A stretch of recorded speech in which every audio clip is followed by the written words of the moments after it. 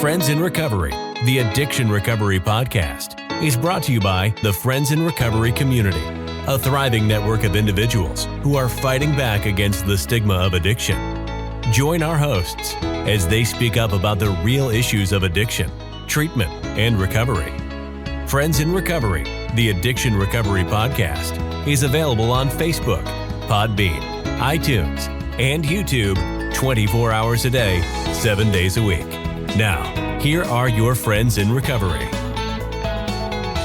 Hey, everybody. Welcome to Friends in Recovery Podcast. I'm Jersey Ed, along here with Noontime with Sky. And we're back, guys. We've been off for a little while, and I was a little under the weather, and we're going to talk a little bit about that here. We're going to reverse some roles where Skylar is going to kind of interview me, and we're going to kind of do our thing. But Sky, it's been a while. I haven't seen you in your coffee shop in a while, and it's I know. I've been lonely here. Every week I've been sitting here having coffee, not having my friends to talk to, and my friends in recovery community, really, you know. I know. We really do miss all you guys out there. Real quick, long story short, as my friend Jeff Zazel would say, and talk for about 25 minutes after that. But I've been in and out of the hospital in November, the beginning of November, had some diverticulitis, really took me down. And then came home for a couple of days, and then I went back in the hospital on Thanksgiving. And I had some infections in my stomach, and I'm doing good now. So we had to take some time off. I had no strength, nothing, to give except for my healing. And that's what we're going to talk about today. We're going to talk about sickness and healing and recovery, Ed's journey. Skylar is going to kind of dive into that. Yeah. But before that, Sky, we really got to talk about our virtual meetings, noontime and 7 p.m. 7 days a week we do them, guys. Go to genesishouse.net under connections, and you'll see all the meetings. Just go right to, you can click right in there from the meeting, 7 p.m. and noontime. That's Eastern Standard Time. You do the math wherever else you're located, and make sure you get on. These meetings, to me, have been a godsend.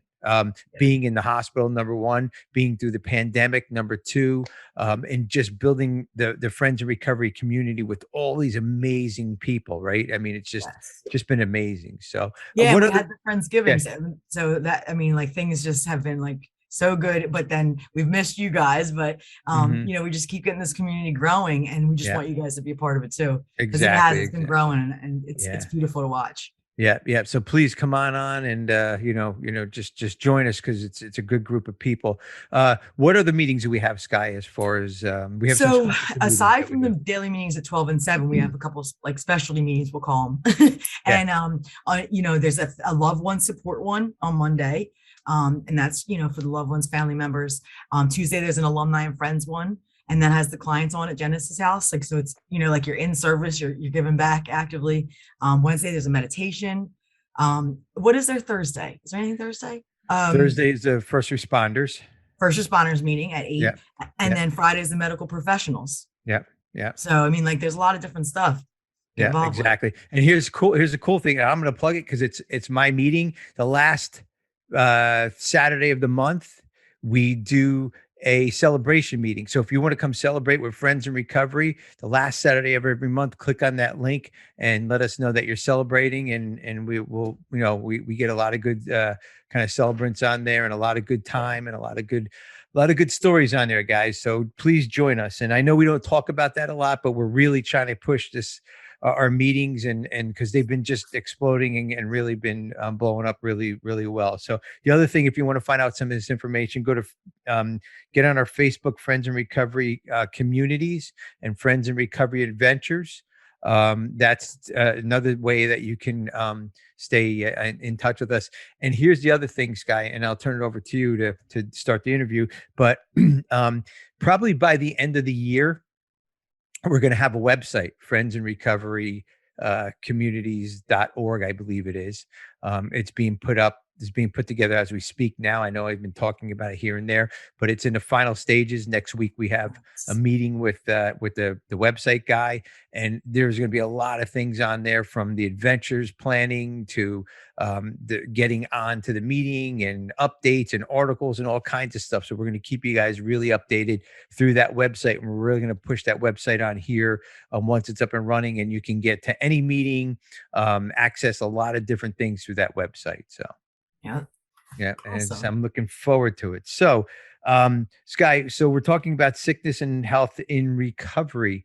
And I think, you and I kind of came up with this hot topic because obviously I've been sick, and, you guys probably haven't heard from us in a while. And, sickness happens in recovery. Joys happen in recovery. Unfortunately, deaths happen in recovery. Marriage, everything happens in recovery. Life shows up. Yeah, life shows up, and When we have least to be ready expect for it to. this. Yeah, yeah, guys. The morning that I had my diverticulitis attack, I ran 3 miles. I was out in the woods, 3 miles deep running, didn't even know it. Mhm. Next thing, noontime, here I am. I'm in a hospital. So Yeah. we never know what life can bring us. And I mean, we know what our recovery can bring us, but what life can bring us, we have to add that recovery into it. And I think this is a really important show that we talk about this, and and kind of go on from there. So Sky, this is your show. I'm going to turn it over, and I'm the interviewee today. Yes. So no, but I think that, like you said, like sickness and recovery is like it happens, and then like what do we do when we deal with it, like Mhm. and through the process I kind of really didn't even know. I was like, we need to ask questions, but I had to do a little research and digging because Yeah. I've never experienced, and I said, I'm sure other people have. So I did find two literatures in both fellowships too. I just want to put that out there too. In NA, that there's a IP pamphlet called In Times of Illness. And then in AA, they have one that is called, let's see here. It is, oh, I'll have to find, I think it was medications, meanings of medications. So both Okay. fellowships has something. So, but yeah, so you make a really good point that like life can change in any amount of time. Like you Mm. were running that morning, and Yeah. then you're on the floor later, like literally, Yeah. like had no idea. And that morning you were, like you don't wake up expecting like I'm gonna get in the hospital today, Yeah. Yeah. but as like control freaks that we are, Mhm. and like plan, I can't imagine how powerless you felt, Oh yeah. Yeah. you know. Well, first of all, I'm sitting in a meeting, right? And I was at work when it all happened. I was sitting in a meeting. I'm like, my stomach hurts. Before that, even before I was getting to the meeting, I was like, oh yeah, something's wrong with my stomach. And you kind of just push it away, like, okay, it's not Yeah. happening. Maybe it's just an upset stomach. I'll get through it. And as the Minimizing meeting, it. yeah, exactly. The meeting went on 45 minutes. I mean, I'm like pushed back. I'm like, what is wrong with my stomach? At one point I unbuttoned my pants. I'm like, this is not good. I mean, here I'm in a professional meeting, and I'm about to unbutton my pants. I'm like, what am I doing here? It's like, it was crazy. It was really crazy. Yeah. And I had no idea. I had no clue what was going on. I had a couple attacks in the past, but never to this Like extent, this. never feeling this way. Yeah. Yeah. So I actually had to leave the meeting. I had to excuse myself. And I was up in Boston, so I wasn't even home. My home is here in New Jersey, where we're recording from right now. But I was up in Boston, and I jumped in the car, and I'm like, all right, let me just get to the hotel and see, maybe I can rest it off or whatever. And again, not Yeah. thinking, never had it included. Hospitalization was in my future. You know what I mean? Yeah. I get to the hotel. I go to my room. I lay down, and I call the front desk, and I'm like, guys, please call me 911. I mean, I've never, ever done that in my life before. The stomach pains were incredible. They were just incredible. And You felt it in your gut, something was up. Like oh eventually, yeah, you just oh felt yeah, like this is not yeah, right. yeah, definitely not right. And I was like, and let me tell you, when the ambulance came, it was a relief. It was a 100% relief that I know. I mean, wasn't a relief of the pain, but it was a relief that I know hopefully somebody's going to do something about it and they're going to And find you're going to that get what help. it is. Yeah. Exactly. Yeah. And I'm Yeah. sure knowing you were beating yourself up about leaving that meeting early. Oh, I Oh, know yeah. you were Oh, probably yeah. swinging that bat around so bad and ignoring the pain in your I stomach, could have you stayed know? longer. I could Yeah. have. How dare you leave a meeting like that? That was so unprofessional. You're probably beating yourself up Exactly. and Oh, you were yeah. taking care of yourself, Exactly. and Exactly. like, think about it too, that also is a good point, because there's so many times in recovery, like things have happened, like where like I ignore it, like, and then, like silly things like blood work, like I need to get that done, like we have to get these stuff done. Yeah. And it's easy to kind of put the stuff on the back burner, Mhm. and then, so you did have surgery though too, right? No surgery. So Okay. that's what they were trying to avoid, because it would get kind of messy because my stomach was swollen. They didn't want to go in there to take they call it a diseased area, the diseased area out, because then it would just been a lot more complications. So that's what they were trying to avoid.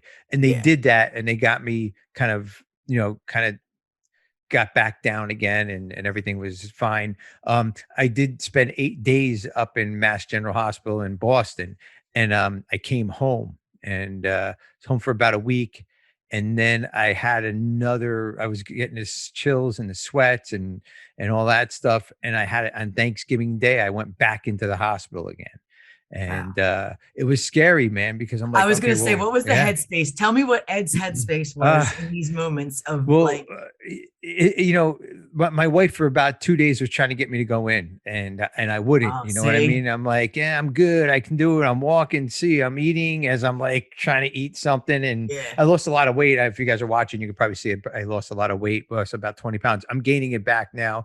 Got a great appetite, and nice, even the headspace was just just fear, just fear. yeah, I run on fear as it is, but you want to talk about being afraid, but then yes, also I knew, because I was in that hospital before, if I get back to that hospital, they're going to get this pain to go away again. They're going to figure all this out. You know what I mean? yes, So it was kind of calming again, because I was taught to take care of myself now in recovery, yeah, whatever it is, it's mentally, physically, emotionally, spiritually, financially.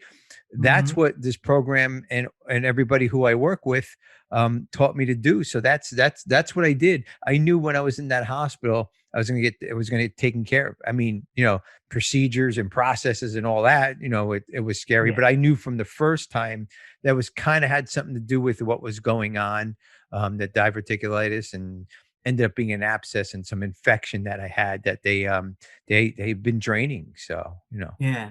it's been, And it's been, it's like I remember when I had my son early, and it was like an emergency C-section. I remember it feeling like the movie, like you never seen a movie where it's fast in the background, but you're in slow motion. It almost felt yes. like that, because it was like chaos and I was like Yeah. overwhelmed. Yeah. But it sounds like you kind of had more of a relief feeling. All right, I'm going to get help. I'm going to get this Yeah. relief. Yeah. Yeah. Yeah. Yeah. Exactly. But the thing and that's where the Friends in Recovery meetings came in. I was able to go on meetings. I mean, Yes. the second time I was hospitalized for 7 days, I got out, I think I got out about a week ago. But I was able to get on the phone and listen to meetings. I was able to meditate in the hospital. Hmm. I couldn't eat for the first 4 days, because they didn't know if they were going to do surgery or not. So I lost a lot of weight. The first time, I think it was 3 days, they wouldn't let me eat.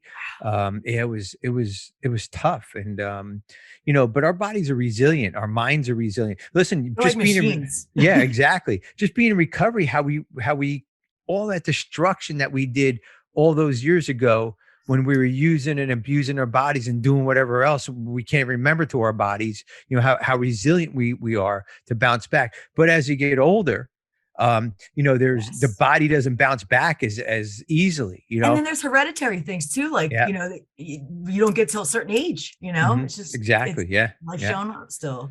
Yeah. Exactly. So we have to be ready. I think I like talking about this because we have to be ready for everything. We talk about, the holidays, how to be ready for that. We talk about, what, good times, bad times in recovery, but, Mhm. but I don't think we ever talked about being, kind of sick or just being in a hospital when you're in Sometimes recovery, we don't even think about it till it happens, and then we're like, "Whoa, No. we need to talk about Yeah. this. This is Yeah, serious." exactly. Yeah. Because I And I'm mean, sure.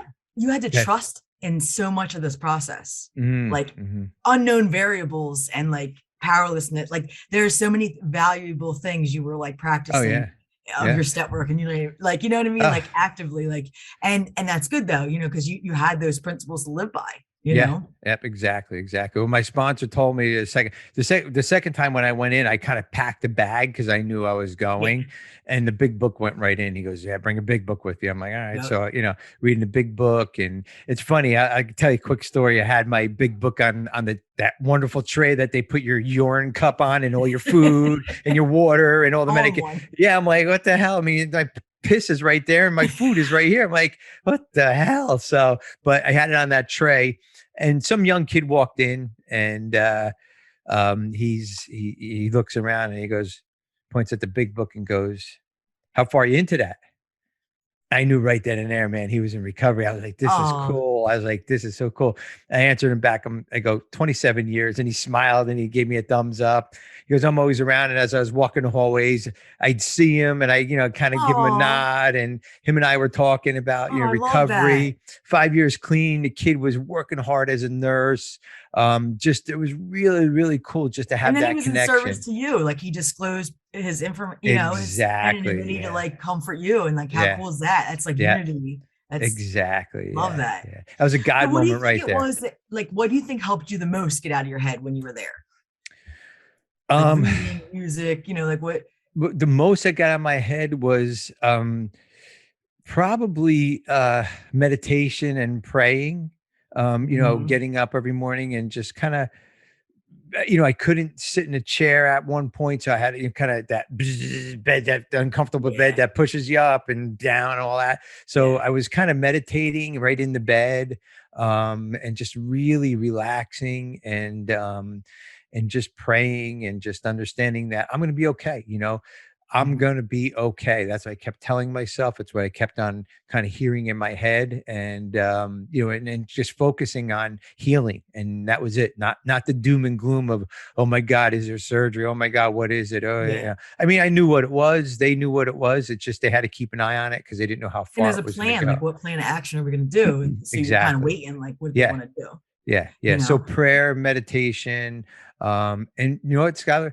Just letting everything go and just not worrying about anything was a huge relief. Was a huge relief. I didn't have to worry about the phones ringing. I didn't have to worry about work. I didn't have to worry about taking the Yeah. dogs out. And not that I don't want responsibilities, but when you're healing, guys, you Yes. need. And my sponsor even told us, Eddie, all you have to do right now is heal. That's the only thing you got to do. You don't worry about anything else. And that was in one breath. The other breath is you better be on a new meeting.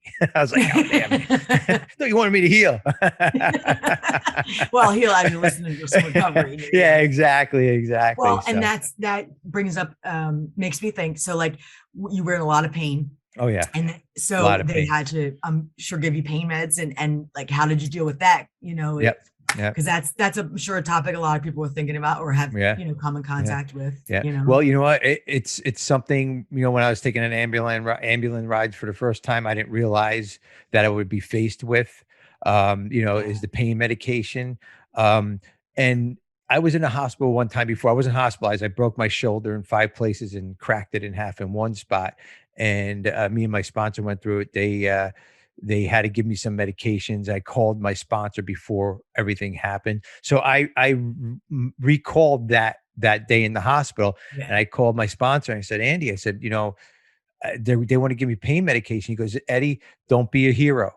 He Yeah. said, you're in a controlled area. They give it to you when you need it.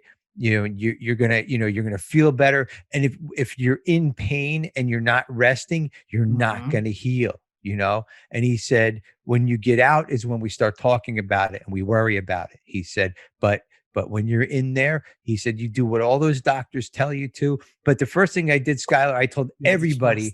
everybody, well, you had to trust, that's number one. Yeah. But I told everybody, every doctor walked in and every nurse, I told them I was in recovery, that I've been 27 years clean.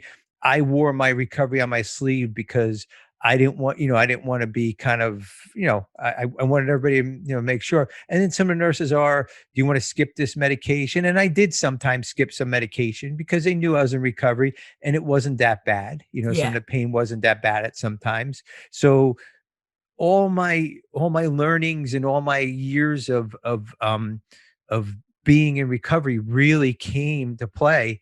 Well, first of all, guys, let me tell you this: opiates and benzos and Percocets and all that stuff were not my drug of choice. Zero. They did nothing for me. Even in the hospital, they did nothing for me. It was alcohol and cocaine. That was my drug of choice. So it's kind of the So opposite that's end of the helpful. At spectrum. least Yeah. it Yeah. wasn't But with the addictive personality, you as never well. know. That was always in the back of my head. What if they give me this medication? How am I going to feel? Am I going to want more? Blah, blah, blah.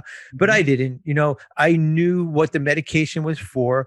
I understood it. I talked to my sponsor about it. And when the medication was administered, it was for pain and pain only, nothing else. Your motives and intentions weren't to get high. Exactly. Exactly. And It you was, talked yeah. about your sponsor, you Yeah. kept tabs, and you kept going to meetings and you Mhm. shared about it. Exactly. Exactly. Yeah. Ed, I don't know if you remember this, but before you were discharged, I think you were either on the meeting or were on the phone, and you were getting ready to leave, I think soon, and they had said something about pain meds, and you were like, nope, I don't even want them, because then when I leave, it's going to be hard to get off them. Like, and Yeah. you had said at that point, like, I'm done. Like Yeah. you're Yeah. trying to fight it at all costs. Oh yeah, yeah. Well, here's one thing that I found, guys. Tylenol is amazing.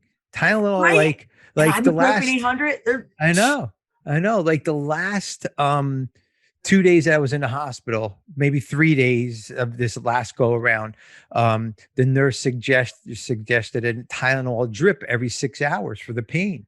And it oh worked. nice. It worked, except for one night I couldn't lay down or something was bothering me. So they had to give me, I forgot what it was, something very low. I don't even remember what they gave me. Mhm. It was a middle night, knocked me back out, but that was it. The Tylenol really, really worked. And Yeah. then when I got out, me and my sponsor spoke in depth. I didn't get any pain medication when I got out.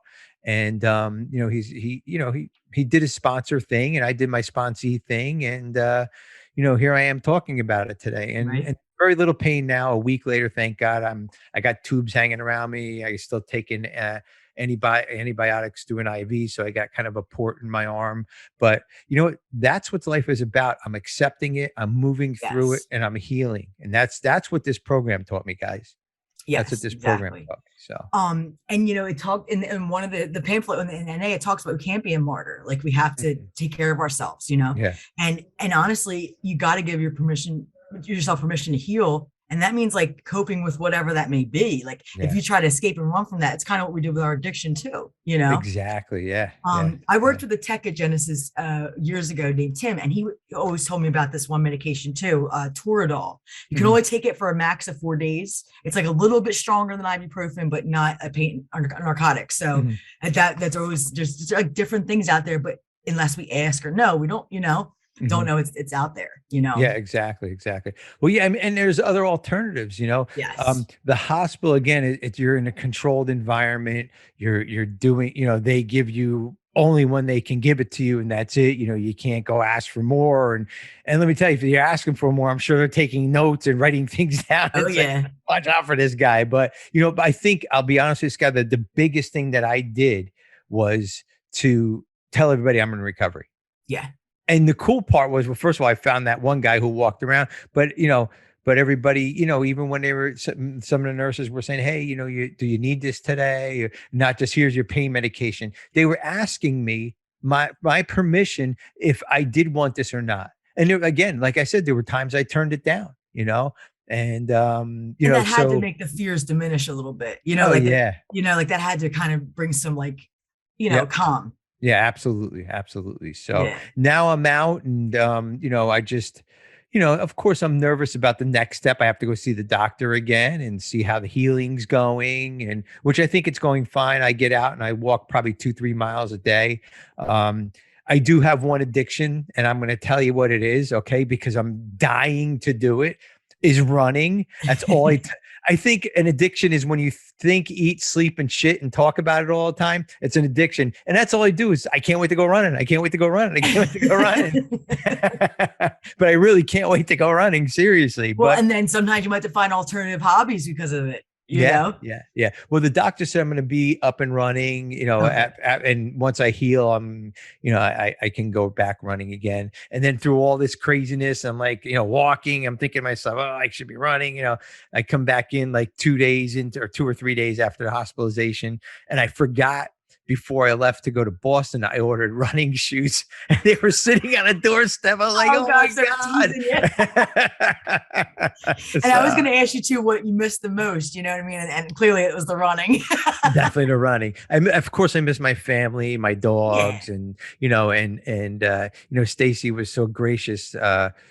Stacy's my wife, for anybody listening. When I was up in Boston, she was in Jersey. She's like, I'll come up there and kind of sit with you, but you're going to sit there and watch me sleep. I just needed to Yeah. heal. And, she was very good through all this, and she still is very good through all this. Also, our spouses, guys, when we get sick and we can't do stuff, Yeah. that's the other piece of it that I didn't even realize it, but she, she does things for me. I mean, I can do a lot of different things, but trying to bend down and pick something up because I got a drain in my stomach still for all the infection, I can't do it. Walking the dogs, we have 5 dogs, so she's doing that. She's Yeah. making dinner. I can't stand I can stand. Well, don't tell her I can't stand long. No, but I'm just kidding. She's not listening anyways. But she took on a lot more. And then on top of it all, she was worried about my health because I'm her husband. Exactly. I'm But her she was definitely partner. worried about you. Oh yeah. So there's a lot more than just being sick and being in a hospital. It affects a lot of different parts of everything. It's almost like it's not just your illness. No, it's a little bit of everybody's. Now, can you imagine if I was using or trying to, figure out how to get this or that, and then putting this poor woman through all this stuff? If it was 27 years ago and this was happening, You would have found you on the floor probably because you would have ignored it. Exactly. Yes, exactly. Yeah. You know? It would have been crazy. So there are a lot of moving components to this. And then on top of it all, I have no desire today for any to use. I don't mean that in a cocky way, but I mean that just because I work a program, because I'm banking all my time, I'm getting everything that I need to stay sober. I'm doing what it's supposed to take, but I can't let my guard down. I can't let my guard down, because if I let my guard down, I'm like, maybe I could call a doctor up, a year from now. Hey, my stomach hurts a little bit. Can you give me some of those opiates that you were going to give me? Or, that's where it all can go fucking wrong. So the stronger I work my program, the harder I work my program, the better off I am, better off my family is, the better off everybody around me is, Did it feel repetitive at any point? Like having to talk about recovery or having to like go over everything? Like, was there any like frustrating times where you were like, Yeah, there was, because, my wife was getting worried. She wanted me to go to meetings in the hospital. My sponsors get to meetings. And I was weak, guys. I was really, really weak. I couldn't even like pick up the phone to get on the meeting, let alone listen. And my sponsor would call me, you had a meeting today? No. What do you mean? No. Yeah. It was frustrating because they didn't know how I felt, but I have to understand it was frustrating to them too, because they want me to stay sober. You're talking about medications, you're talking about hospital, you're talking about health, all this stuff. And I know they're worried about it, but and I just wanted to just kind of relax. So we end up doing the just kind of back and forth and just kind of doing what was best for me, what helped me kind of feel good. Now I'm going to 2 meetings a day on Zoom. Yeah. And think about it. You've never experienced this sickness before. So No. even for you to describe it to your family, how you're feeling, Yeah. like, how do you even describe it? I've never felt this way. How do I explain to them? Yeah. I really feel so bad I can't even pick up the Zoom. Exactly. You know what I mean? Like that's hard. Yeah. And I've never even spent a day in a night in a hospital until, never, ever. I mean, I'm thank God I'm lucky. I'm very healthy. And that's kind of what's, my life, and I come from a good family that's pretty healthy too. And that's always good.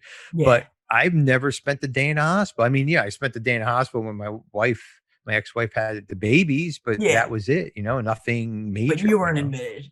Yeah, I was Yeah. never there. I never had to experience all this. But Sky, I'm glad it happened when it happened. Everything happens for a reason. I always say life is Yes. happening for you and not to you. You know what I mean? So this happened for me 27 years later into my recovery. I was able to handle all this stuff. I was able to do the right things, and stay kind of focused. And even missing meetings for 7 days, that can take a toll on you too, and talking to this is the most I talked in a long time. Let me tell you guys. But even talking to my sponsor for 3 minutes, I'm like, all right, Andy, I got to go now. I want to lay back down, just up until about 2 or 3 days ago, 3, 4 o'clock comes on. I was on the couch laying down because I was kind of winded. Yeah. Disease, illness is serious, guys. We can't take it laying down. We can't take it with, oh yeah, I'll get to it. That is not what recovery taught me. Recovery taught me to take care of myself. The steps teach me how to take care of myself. Yes. The big book reinforces all that I need to take care of myself, not just from drugs and alcohol, my health, my well-being, what I'm putting in my body, what I'm not putting in my body. I mean, food-wise, soda, all that stuff. I only have one. What I realized, and I'll sum all this up, but what I realized after all this is that I only have one body. And if I fuck it up, I'm pretty well screwed, So now I just got to be careful what I'm eating. And anybody using drugs out there, especially you young guys or drinking or whatever and thinking you got this, let me tell you, as you get older, you might be 20 now, but as you get older, if you don't stop now, I stopped when I was 28. Thank God I stopped when I was 28 years old. But what about some of these guys? And you and I work with a lot of people all day long, 50, 60, 70 years old that's still drinking. Like I couldn't even fucking imagine that at this point in time in life. And then getting sick like I did and being drunk on top of it all. Yeah, no. Oh, good Lord. I'm a pretty healthy guy and it was a struggle to get through it. The struggle, what did I say? The struggle is real. So yeah, right. Well, and you like I said, same thing. It's just you just never experienced it. And it was a new experience in recovery. So it's like, what do? We have to go to experienced members. We have to call our sponsor. We have to honestly go back to the basics, right? Straight early recovery. Yeah. But you had to be feeling up to it. So it's like you had to get to that point, Exactly. Well, I was powerless over the situation and my life was my life was unmanageable. I didn't, the doctors were giving me medication to take down the swelling, to the IVs to take down the infection. I had no control over my life, guys. Zero. I had to put all my trust, like you said earlier, Scott, all my trust and all my faith in these doctors. And especially in Boston, that must have been scary because you're far from home. Like if they mess up, I'm all the way I know. Well, they would have cremated me and then just sent me back down, but UPS me or something down. But no, I'm just kidding. No, but yeah, the Boston one was a little scarier because I have friends up there and I have friends come see me and I know a lot of people up in that area, but it's still not home and it's still not, and your comfort people.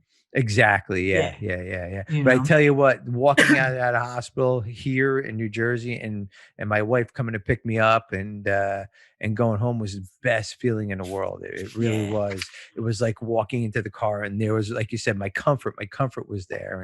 And again, I didn't burn any bridges with her. I didn't piss her off. I didn't do, I wasn't using, and none of this stuff was happening. I had a loving, caring wife that picked me up. And healing, when you have somebody that takes care of you, healing comes a lot faster. I can guarantee you that. 100%. Yeah. 100%. My son was in the NICU. He was next to a girl in an incubator. And I used to go there every day and that baby never got visits. Zay was younger than that baby and outgrew her. So healing with love, it definitely makes people heal better. 100%. I watched it. It was the craziest thing. It was so sad, but that's why love is so important. Support. That's how we stay clean. I don't think I'd stay clean unless I had support, honestly. No. Oh no. Sponsor calls me. Everybody checks up on me. How you doing? That's all the love, and that is part of healing is the love. And like you said, even in recovery, part of the healing is love. Listen, I know early recovery, I burned bridges but some of those people came back and asked if I was okay, and you're going to keep doing this, you're going to stop using, blah blah blah, and that was early recovery, but they meant it out of love, and if you burn those bridges, you might not have that love coming through, and Well, it's yeah, tough, it's exactly. tough. So Yeah, so that's why we have to, but I think, a big piece of it too was that you were honest throughout the whole process. That yeah. honesty kept you in line with your sponsor, kept you in line with your spiritual principles, because you were doing tolerance with these nurses. I'm sure they were driving you crazy Mhm. sometimes. Oh yeah, middle of night poking you Tolerance, for patience. blood. Yeah, putting a cuff on your arm and That's what I mean. And at 3 IV a.m, stuck in they your take it arm. too. They Oh wake you yeah, up, they they, stick your blood yeah. pressure. It's like the middle of the day from, hey, I'm here to take your blood pressure. I'm like, what are you talking about? I was just dreaming of I Dream of I Jeannie know, I know. or whatever, Right? It is. So It's a lot. So it's like yeah, a lot of things yeah, that you had to deal with all at once. But I think yeah, the honesty really kept you like, your side of the street clean, yeah. Oh yeah, and your yeah, yeah, willingness too, your willingness to be open to suggestions and to have faith, like all of that. yeah, yeah, So yeah. you should be Well, really proud of yourself because it takes a lot of courage to go through something like this, it and was I know how tough. we Yeah. minimize, but like it's a Yeah, big no. Oh deal. yeah. It was definitely tough. But to sum it all up here is that family, friends, love, sponsorship, Mhm. the the all the time I put into working the program, keeping an open mind, being present and understanding what's going on in my life, not Mm. lying and all that Yeah. really helped me heal, really helped me get through all this stuff. But that's in everyday life too, Sky. If we do that in Mhm. everyday life, if we work that kind of a program in everyday life, we're going to either go far, get what we want, or get what we Yep. need, do things that we, just listen, staying sober was an amazing feat to me. I mean, after using all those years and doing what I did to myself, I stayed sober one day, then 2 days, then three Mhm. days. And all of a sudden, it's 27 years later, almost 28 years later. Like, oh my God, it's Yeah. like, it's just amazing. So But you that's got why you kept working your program over these years, because now you see how it's like I didn't to. veer away, thank God, because I had those tools. Yeah, yeah, yeah, absolutely. So, Yeah. um, So so Sky, this was a great show. Thank you for, getting some of those hard questions out there. But listen, it's an honest program. We got to talk about it. yes, There might be people facing something, exactly. now or nearby, or somebody might be feeling guilty because they took some pain medication or whatever. Again, if you're using it with the right intentions and you're doing anything with the right intentions in this program, not just pain medication, whatever it Exactly. is, you have the right intentions and you're going to get through it no matter what it is. And that's what this program teaches us. So, And thank you, Ed. Thanks for not justifying your illness to use. Like honestly, because yeah, sticking and staying is we need you. We need you in this program, just like you need me. Like of so, course. it's a big Of deal course. that you know what I mean. Yeah. So I Yeah. love you. I'm Yeah. so glad that I love you you got too, through Sky. this. Yeah. Yeah. Well, it's good to be back. It's good to know that I still can talk for 10 hours now I've been going on and whatever it was. But, so guys, keep looking for the show, the Friends Recovery Podcast. We're going to do this weekly. We're back. Just, yeah, we're back and, it just came on suddenly where we couldn't even get anything out there to let you guys know what was going on. But, we're going to kind of keep this going. Also, quick shout out, guys. I didn't lose it yet. Quick shout out to SoberPod guys. Even though Friends in Recovery is definitely a better show, no doubt about it. Even though we lost some time, we are still number one in the addiction recovery listening over SoberPod. But Carl, Steve, Ellen, Chelsea, just go listen to those guys. I haven't been listening to them. I'm going to catch up and I'm going to be able to, get some listening time to them. Yeah. But just listen to them over there. We love those guys. And I had a nice talk with Carl. He checked in with me. I was off too. And Nice. Carl's a really good guy. He really is. So Yeah, it's a great but show. yeah. Real quick too, I want to just give sober shout outs. Good. I got for November that just passed. So I had Alexis L with 1 year. I had Okay. Kayla P with 6 years. Wow. And then I had Joey M with 4 years, all Wow. Genesis House alumni. Wow. Congratulations, guys. That's great. Congratulations. Congratulations, each and every one of you. The other thing too, before we go, Sky, and I just want to say that we're looking for guests to be on our podcast. Yes. Alumni. If you're listening, any of you alumni listening, we want to start up our alumni giving back series. Yes. So we want you guys to come on the show, share your experience, strength, and hopes. We would like you to have at least a year clean to come on the show to give, to share everything. If you have a little less, whatever, we'll not a problem. But email us at help@friendsandrecoverypodcast.com. And that's probably across the screen here. You'll see it as Carl puts it up. help@friendsandrecoverypodcast.com. And if you want to be on the show, even if you're not an alumni, if you're listening to this and you want to get on the show, tell us your story, or if you have people want to sell their books, talk about the addiction, and just be heard. Yeah. Come be heard here. We'll listen. Yeah. We're always looking for topics. We're always looking for subjects. And sometimes Skylar and I could probably get boring and we need somebody else in the mix. Mix it up. Yeah, exactly. So Sky, thank you so much. Great show. And we'll do it again next week. Stay sober, everybody. This concludes this episode of Friends in Recovery, the Addiction Recovery Podcast. Follow us on Facebook for past shows and updates, and enjoy free access to twice daily support meetings. Friends in Recovery, the Addiction Recovery Podcast, is available on Facebook, Podbean, iTunes, and YouTube 24 hours a day, 7 days a week. Since 1992, Genesis House has been helping real people heal from addiction on their private recovery campus in beautiful Palm Beach County, Florida.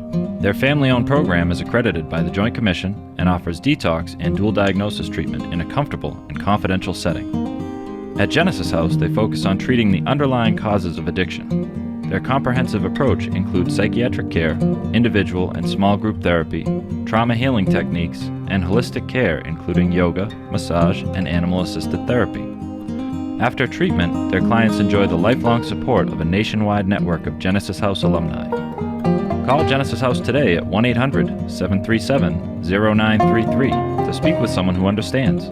Visit them on the web at www.genesishouse.net. It's time to start your journey to a long and successful recovery.